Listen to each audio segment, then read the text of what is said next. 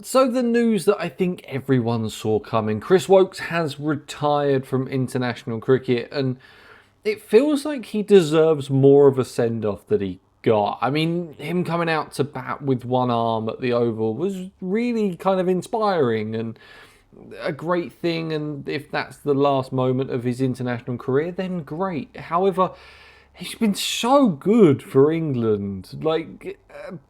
There was a period where he's been so unlucky in his career, especially his red ball career, because he's been a seam bowling all-rounder in basically exactly the same time as Ben Stokes has, and he's been a swing new ball bowler in the time of Jimmy Anderson and Stuart Broad. Like, three of the best to ever do it for England, and Woakes has always felt like he's been behind those three for those specific spots, and it's been really difficult. And it comes into the 2023 Ashes and makes such an incredible difference in that series, and is the reason that England fought back and probably should have won the Ashes.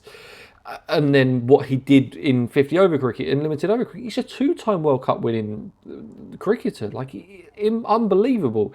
The kind of what he had in that Owen Morgan 50 over side was incredible. Part of the reason we won the 2019 World Cup was because of what Chris Woakes did, and just felt like he deserved a little bit more of a send-off than what he did, which was basically Rob Key saying, Chris Woakes is no longer in our plans. Now, I'm sure someone has had a bit of a nicer speech to him to say that we're going to look elsewhere after this Ashes and try to go younger, and that's fine. And I was definitely in the camp of Chris Woakes is probably done at this point in his career, especially after that injury.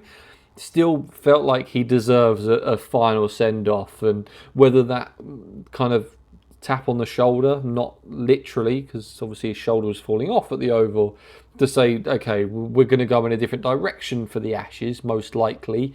Do you want to say you're calling it a day, and maybe that game goes a bit differently? Maybe that all finishes a little bit differently in the end, because it's Woakes' last Test match. I'm getting around sentiment here.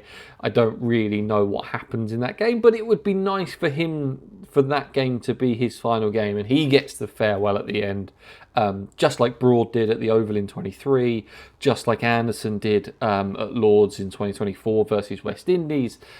Just would have felt like it would have been a little bit nicer than Rob Key sat in the middle of a golf clubhouse saying Chris Woakes is no longer in our plans. Just seems harsh.